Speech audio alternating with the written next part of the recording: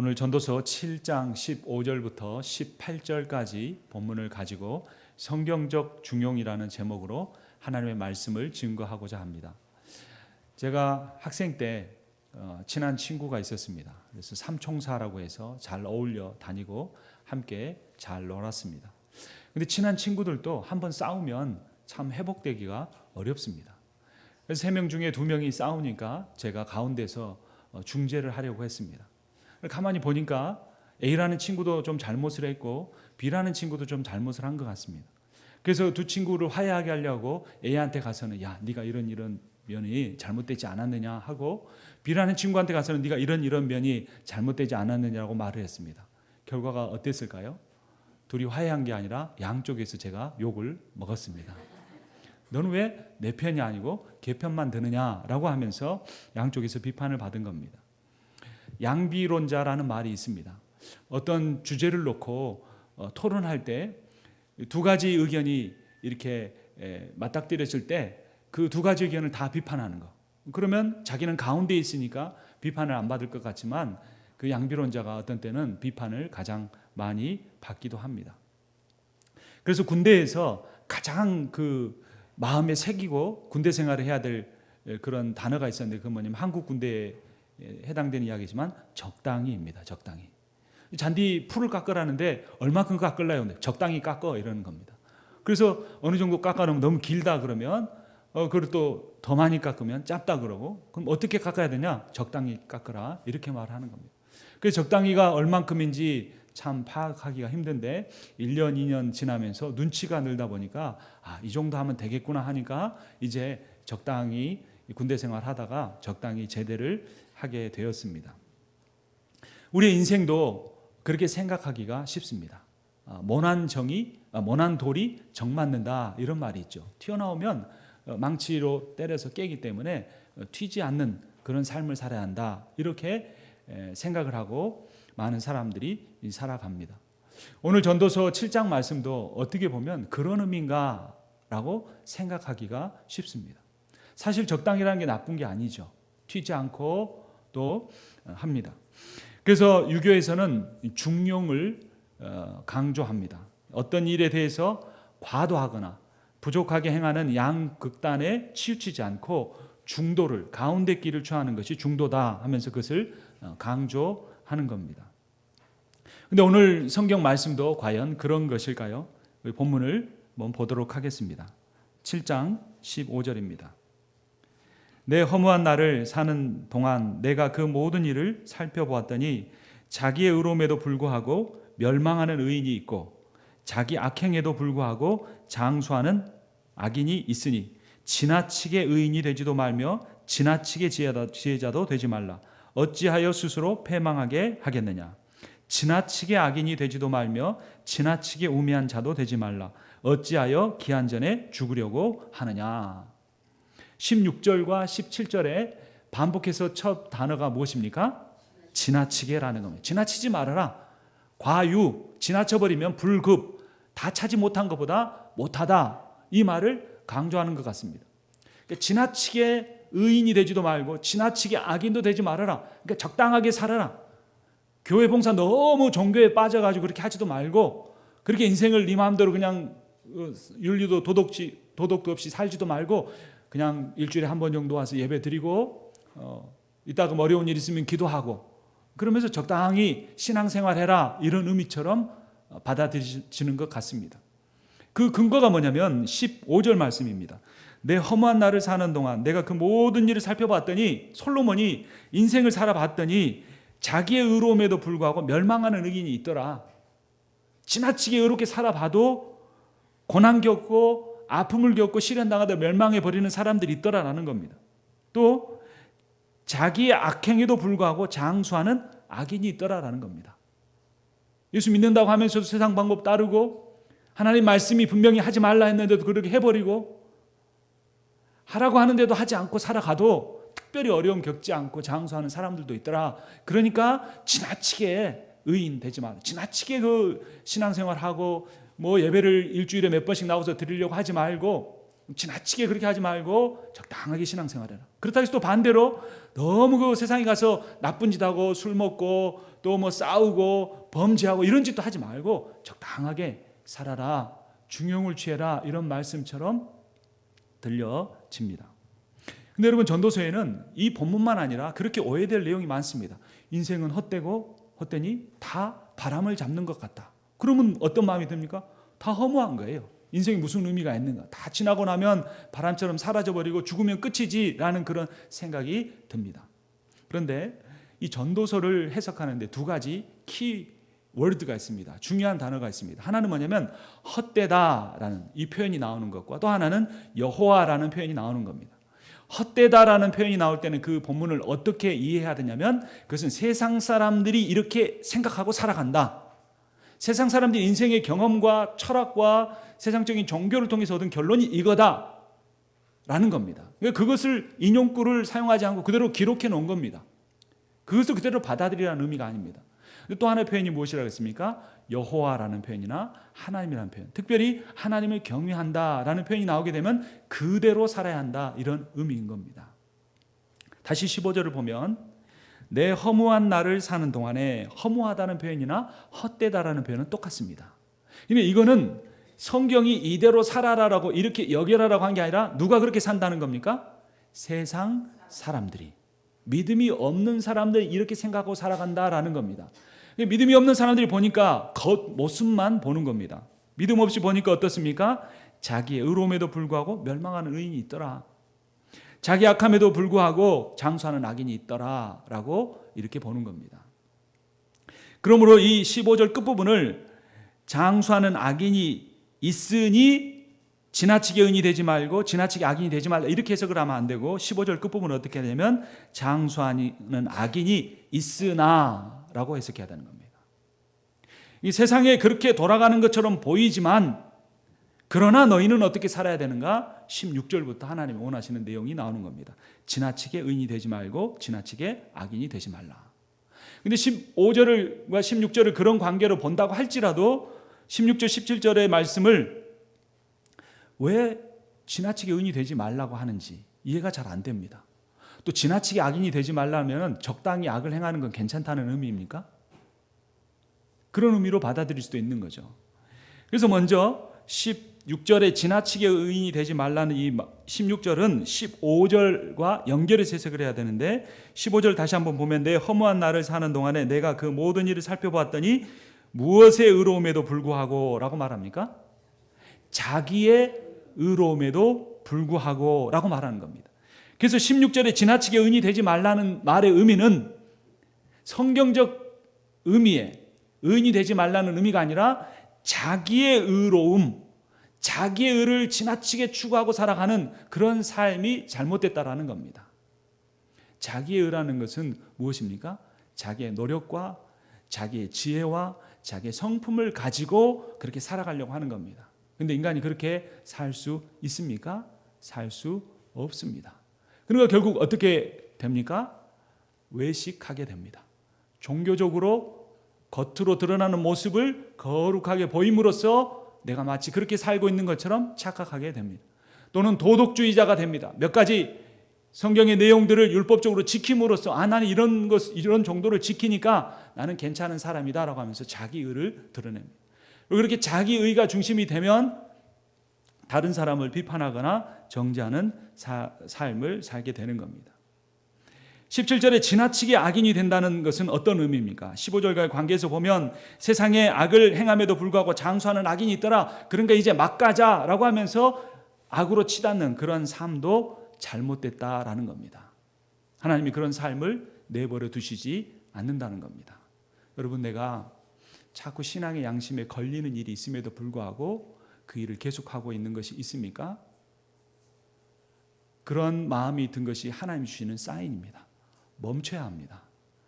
브레이크를 내가 스스로 밟지 않으면 하나님이 멈추게 하실 수도 있습니다. 그것이 바로 어찌하여 기한전에 죽으려고 하느냐, 이 말씀과 연결이 될 수도 있습니다. 그럼 어떻게 해야 됩니까? 18절에 결론이 나옵니다.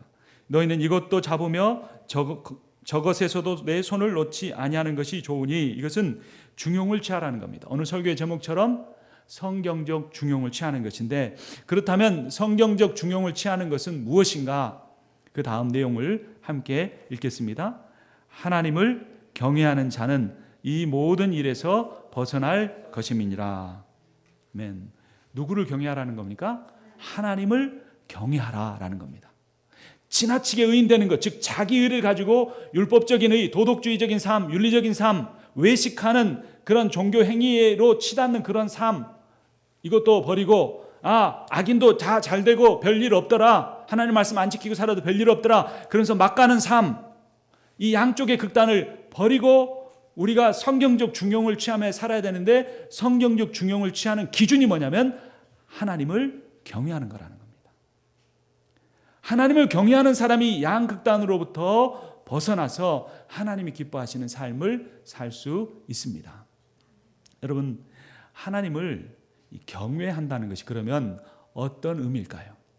하나님을 경외한다는 건 두려워한다, 무서워한다, 이런 의미가 아닙니다. 여러분, 어린아이가 아빠를 두려워하고 무서워합니까? 그렇지 않죠. 물론 내가 뭔가를 잘못하면 훈계하고 어떤 뭔가를 잘못을 지적하고 또 어떤 벌을 줄 수도 있지만, 근본적으로 어린아이와 부모와의 관계에서 가장 중요한 것은 신뢰입니다. 부모가 나를 사랑한다는 것입니다. 여러분, 하나님을 경외한다는 것은 어떤 의미냐면 하나님을 하나님답게 대해드린다라는 겁니다. 하나님을 하나님답게 인정해드리고, 하나님을 하나님답게 그분에게 고백을 드리고, 하나님을 하나님답게 그분의 이름을 찬송하는 것이 하나님을 경외하는 겁니다. 그러니까 하나님을 바로 경외하려면 하나님을 잘 알아야 합니다. 그것이 바로 우리가 성경을 읽는 제일 중요한 목적 중에 하나입니다. 성경을 읽는 목적이 하나님을 알기 위해서입니다. 하나님이 어떤 분인가를 알기 위해서라는 겁니다. 그래서 오늘 이 하나님이 어떤 분이신가를 살펴보려고 하는데, 그것을 살펴보기 이전에 먼저 우리의 삶을 한번 돌아봤으면 합니다. 여러분, 어떤 마음을 가지고 인생을 살아가고 계십니까? 내 비즈니스를 참 한번 잘해봐야지, 이런 의지를 가지고 정말 여러분 새벽부터 밤늦게까지 애쓰며 수고하며 지내실 겁니다. 또 직장 생활 가서 힘든데도 불구하고, 참 몸이 아픈데도 불구하고 열심히 일하는 그러한 수고를 하고 있을 것입니다. 또한 자녀를 온전히 잘 양육해서 지혜롭게 하나님을 경외하는 자녀로 키우고 싶을 것입니다. 이 자녀가 또 세상에서도 뒤처지지 않도록 정말 공부도 잘하고, 나는 1세대로서 언어가 다르고 문화가 다른 이곳에서 많이 성공하지 못했지만 내 자녀만큼 잘되게 하기 위해서 애쓰고 지낼 것입니다. 교회 봉사도 내가 많은 것은 잘하지 못하지만 이 부분만큼 내가 섬겨야 하지 않은 마음을 가지고 애쓰며 지내실 것입니다. 그럼에도 불구하고 우리의 삶이 온전하지 못할 때 우리는 낙담하게 됩니다. 비즈니스가 원하는 대로 잘 되지 않고, 직장 생활이 힘들어지고, 갈등이 있고, 자녀를 잘 양육하기 힘들 때마다 우리는 좌절하고 우리는 낙심하게 됩니다. 거기다가 하나님 믿는 사람은 하나님의 형상을 닮아가야 하고, 또 성경의 어느 곳에 보면 그리스도의 장성한 분량에 충만한 데까지 이르러야 한다고 하니까, 이 세상의 삶도 버거운데 그런 어떤 영적인 부분까지 온전해져야 한다고 하니까 너무나 힘이 들고, 때로는 두렵고 때로는 어려운 마음이 우리 안에 가득 차게 됩니다.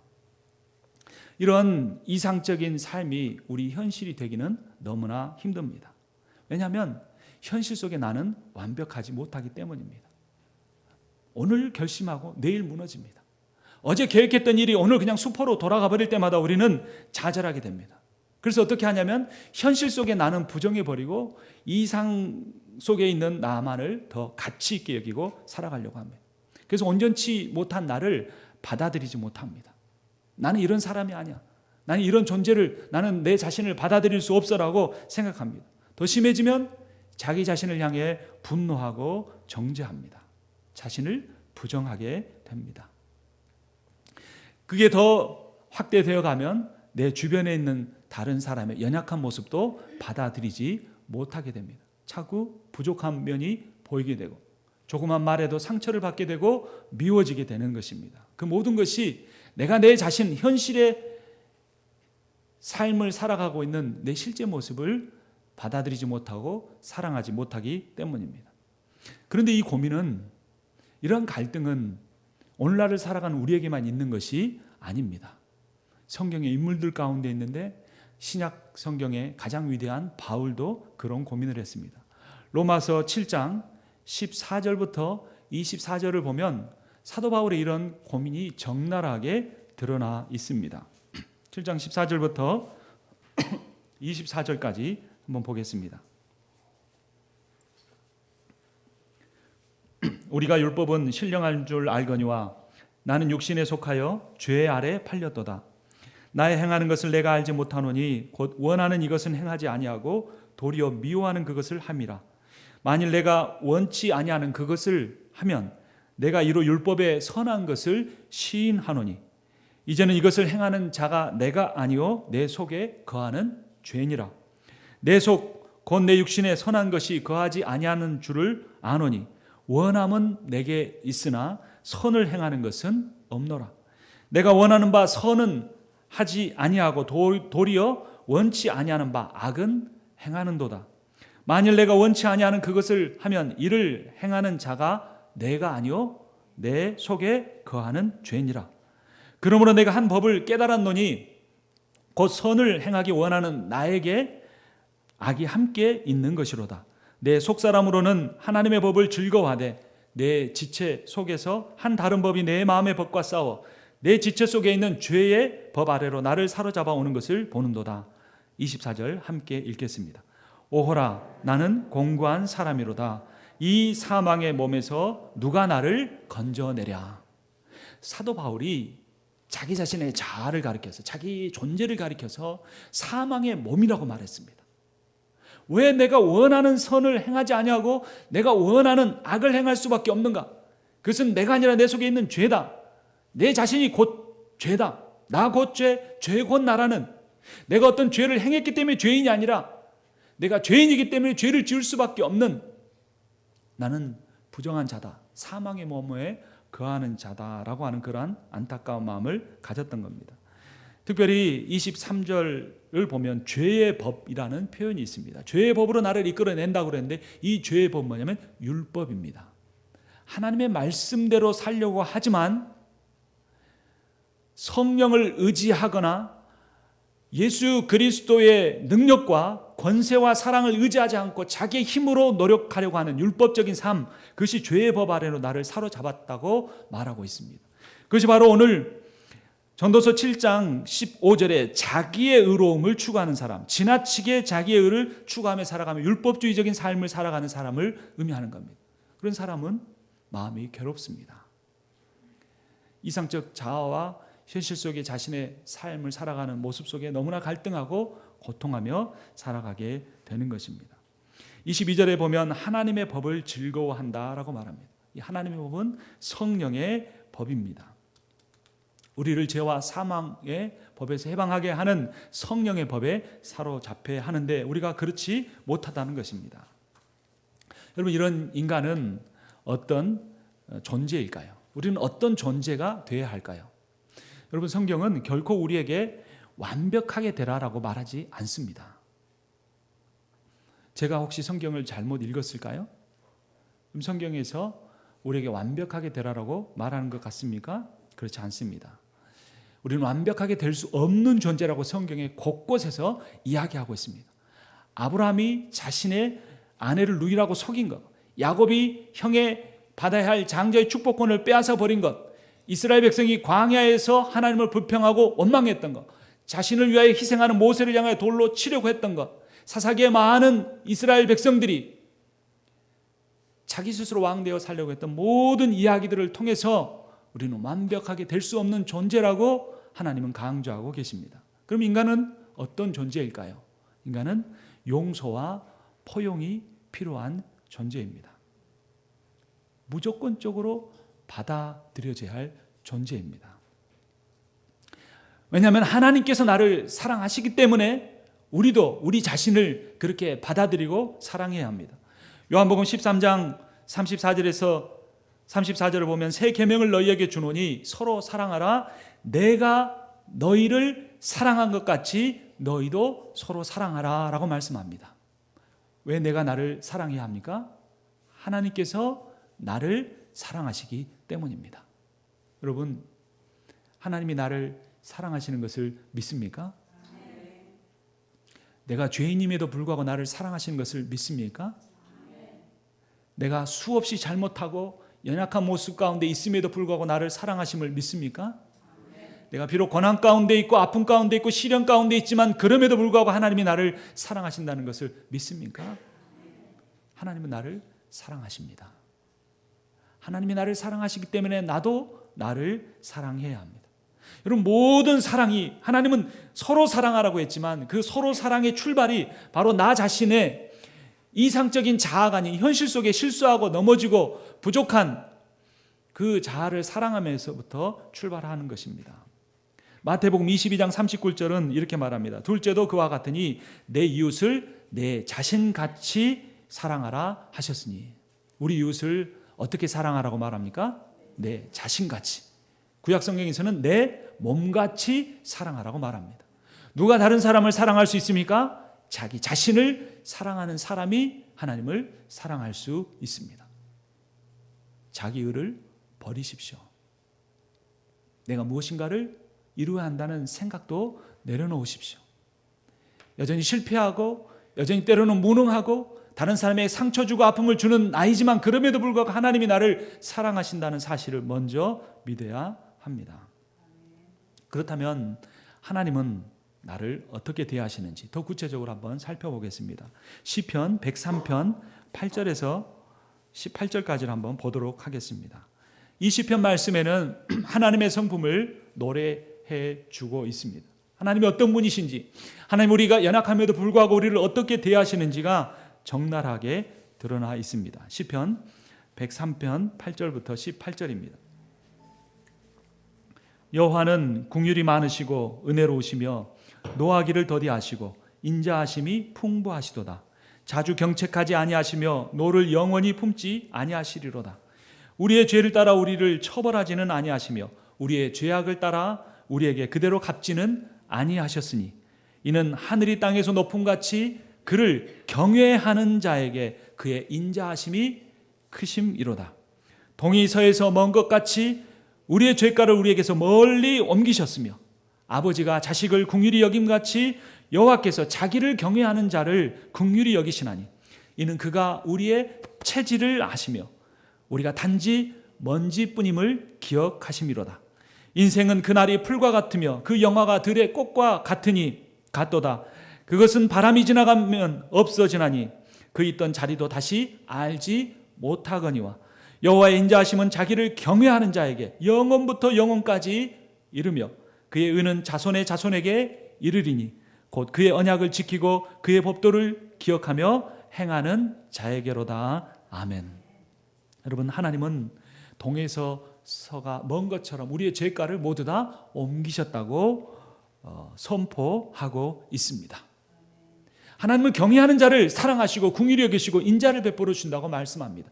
경외하는 것이 무엇이라고 그랬습니까? 하나님을 두려워하는 것이 아니라, 무서워하는 것이 아니라 하나님을 하나님답게 대해드리는 것, 하나님을 바로하는 것. 그분이 우리를 진토처럼 여기시고 불쌍히 여기시며 아버지가 자식을 불쌍히 여긴 것 같이 우리를 불쌍히 여기시는 인자와 자비가 영원하신 하나님이라는 것을 알고 그렇게 하나님을 대해드리는 것, 그것이 바로 하나님을 경외하는 것입니다.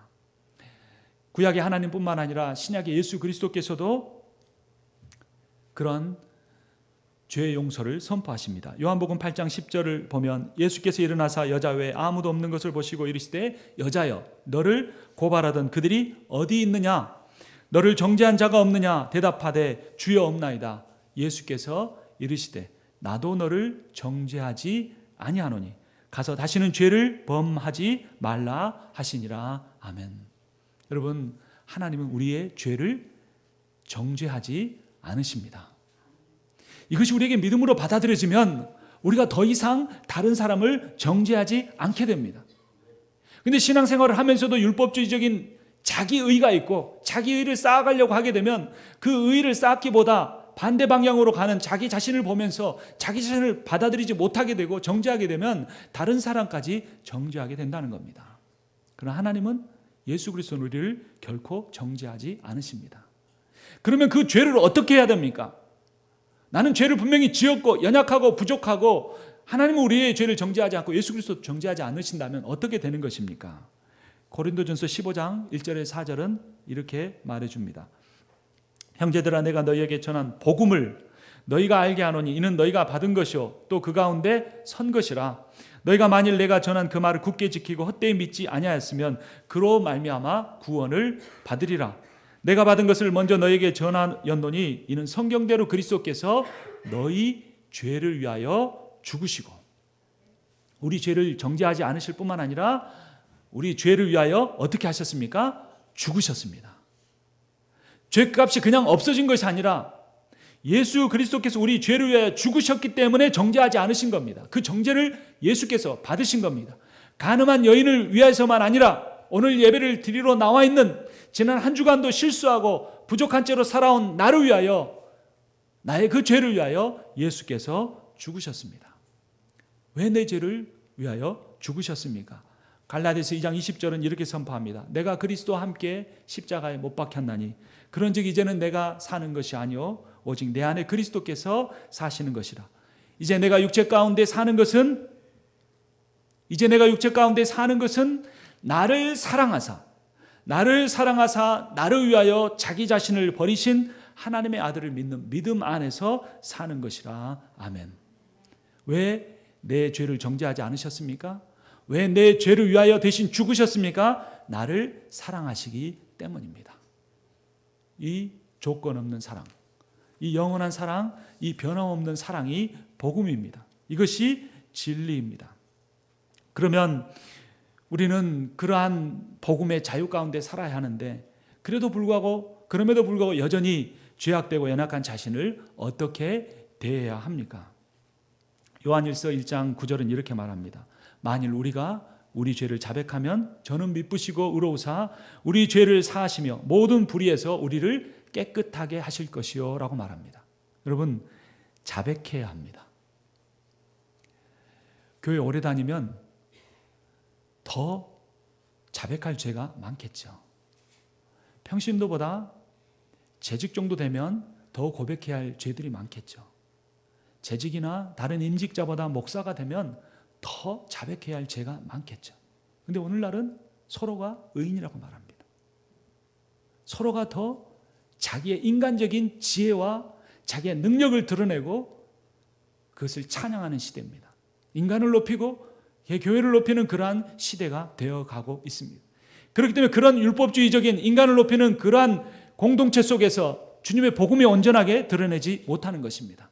여러분, 주님이 미쁘시고 의로우시지만 우리 죄를 사하기를 원하시지만 우리가 우리의 죄를 자백하지 아니하면, 내가 죄인인 것을 인정하지 않으면, 내가 죄인이기 때문에 어느 누구 앞에서도 자랑하거나 과시하거나 다른 사람을 무시할 수 없는 연약한 죄인인 것을 내가 자백하면 주는 미쁘시고 의로우사 나를 불쌍히 여기시고 나의 모든 죄가를 동에서 서가 먼 것처럼 던져버리시는 그런 하나님이십니다. 그렇게 할 때 하나님은 우리를 어떻게 대하십니까? 누가복음 15장에 탕자의 비유를 잘 합니다. 탕자는 아버지께로 돌아가기로 결심했습니다. 그런데 차마 아버지께 불효를 행한 나를 아들로 받아 달라고 말할 수 없어서 종 중에 하나로 여겨달라고 그런 마음을 품고 갔을 때 그 아버지는 이렇게 행동합니다. 아버지는 종들에게 이르되 제일 좋은 옷을 내어다가 입히고 손에 가락지를 끼우고 발에 신을 신기라. 그리고 살진 송아지를 끌어다가 잡아라. 우리가 먹고 즐기자라고 말씀합니다. 여러분, 옷은 새로운 신분을 의미합니다. 가락지는 권세를 의미합니다. 우리 주님께서는 우리가 우리의 연약함을 인정하고 주님 앞에 엎드리고 내 의가 아닌, 자기의 의가 아닌, 인간의 의가 아닌 온전하신 하나님의 의, 온전하신 하나님의 의신 예수 그리스도의 십자가의 보혈의 의를 의지하고 나오며 자신의 죄를 자백하는 이에게 가장 좋은 옷을 입혀 주실 것입니다. 이 세상의 어떤 권세보다도 놀라운 권세를 상징하는 그 가락지를 그 손가락에 끼워 주실 것입니다. 그러면 우리는 이 세상의 권세를 추구하며 살아가지 않게 됩니다.